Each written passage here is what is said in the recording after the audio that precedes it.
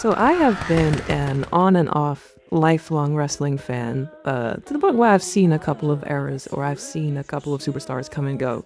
And a thing that I'm not too familiar with, like I don't know if this is a thing that they actually do often in promotions in general, is like the retirement tour. So today I'm gonna rant about retirement tours, namely John Cena's mostly, because oof. I feel like a wrestling retirement tour has got to be one of the hardest things a company can execute well.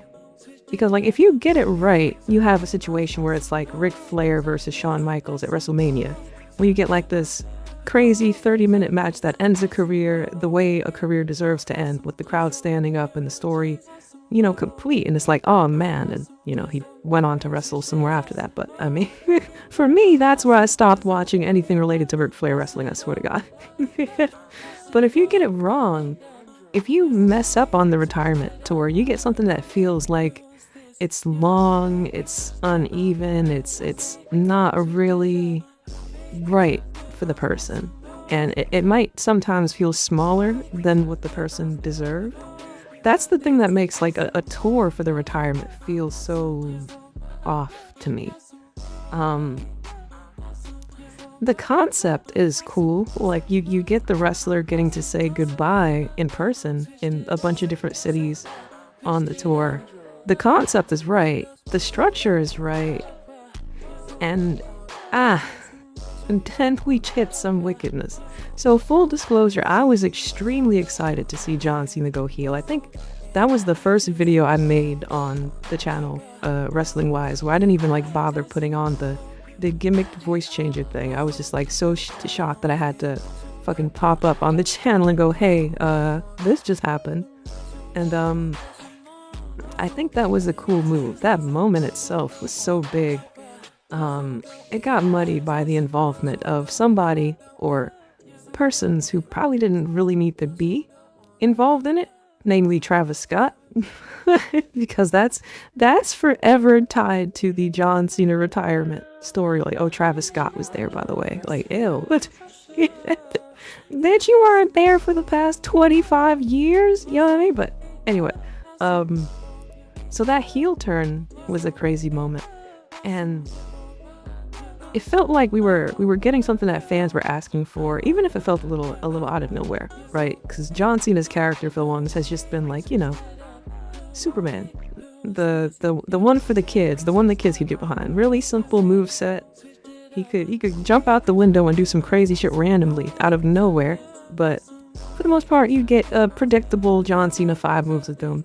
But we get this new heel Cena, and there's a little bit of time wasted going back and forth with Cody over the belt.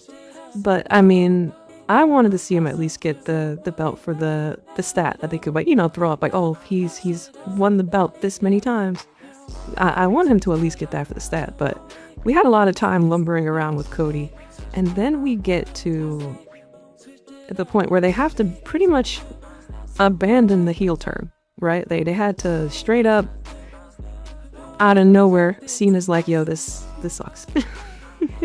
Because realistically, creative kind of put themselves in a corner that they couldn't really paint themselves out of without just kind of hitting the nuke button. So we had to just accept one day that Cena was back to being honorable, and then suddenly we get some of the most dope matches of the year, if you ask me, at least on WWE side. Like the match he had against AJ Styles, with the tributes that he paid to all the wrestlers, or like, a majority of the wrestlers he faced that for one reason or another couldn't make it on his retirement tour. Maybe they were deceased, like Bray Wyatt, or maybe they were in other companies like Edge, Adam Copeland, whatever. He got to pay homage to those wrestlers. And then we also see an extension of that where AJ is paying homage to, wrestlers that were on TNA back in the day.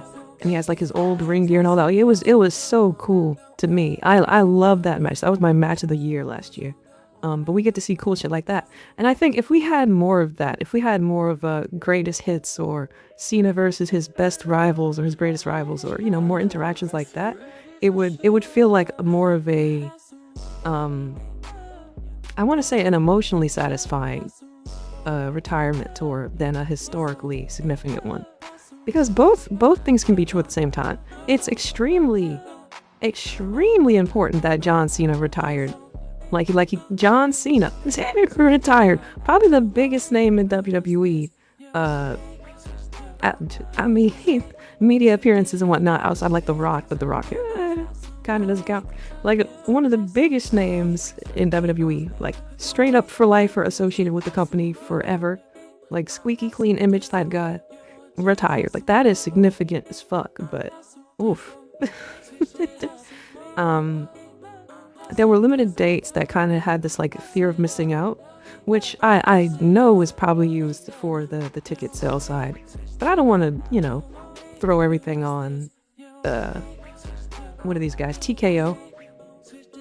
But yeah, we saw like the limited dates thing running things up, and then the final match being on like a Saturday night main event was weird.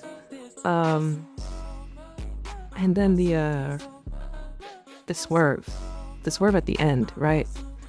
I think a lot of people wanted to see Cena go over against Gunther, and I think there's an alternate timeline where that happened, and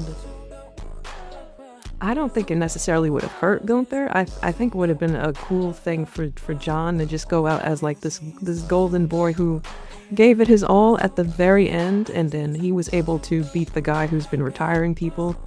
And then I also see the reality that we're in where they're trying to build up this monster heel, because we in this day and age we don't really have like a very super convincing like threat on the main roster. I want to say like no one like jumps right out to me off the top of my head. So I guess saddling someone with this gimmick of like being the guy to send the old dogs out to pasture, or being the guy to, put the old dogs down is what they're doing with Gunther. But I don't know. And then you have a superstar who, even though their tenure wasn't mostly in WWE, or even though their tenure they're probably not most popular for their time there, they didn't get a retirement tour treatment that they probably deserved, because their career is legendary.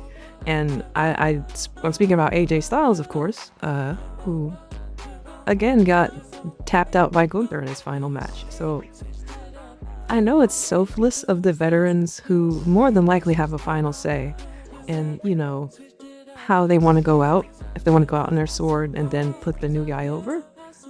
But I don't know.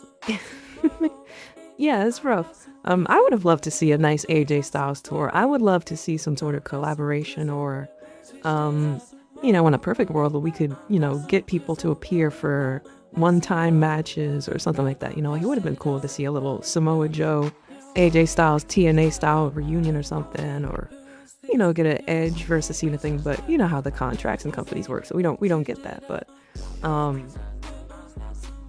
oof.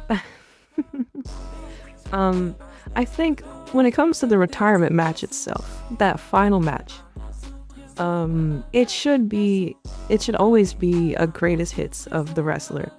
And if they're aged, if they're old, you can have them do the I can't do this anymore sort of deal.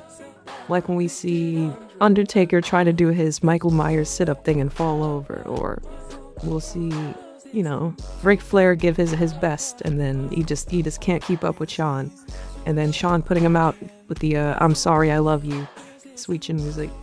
Standing ovation, like beautiful. But yeah, I think those final matches should be the swan song, the actual like, man, this is this person going out with everything they've been able to do over the years, that they're calling back all the classics. They have references to beautiful spots they've done, whatever. Let's get that. And then I don't know if the retirement tour is like if it's a common occurrence. If it is, feel free to let me know, because I don't know if the retirement tour is a thing that they do all over the place. And I know with wrestlers, they get the bug often where it's like, I hung the boots up, but man, I dedicated my whole life to this thing for so long that I have the itch to go back, and maybe every retirement isn't final. And we've seen forced retirements where they were abrupt, they came out of nowhere. And we'll see a superstar like Daniel Bryan or Edge have to leave during their prime, basically. Then they come back. But that's not the same thing as like a retirement tour where a person is saying they're winding down and then they come back. You know what I mean? Really interesting. But I want to hear from you. How do you feel about retirement tours? Is there a retirement tour or like a retirement series like you saw and it was executed properly? Yeah, I'd like to see that down below. Let me know. I will see you in the next video. If you want to see some more reactions and whatnot from me, I have over 200 hours of bonus content for free over on Patreon. So feel free to check it out. I'll see you there. Don't be weird. I mean it. Do not be weird. Thank you so much to those of you that have made it over to the Patreon. I appreciate you. Trouble, trouble, that's me. Cherry lips and bad energy. Say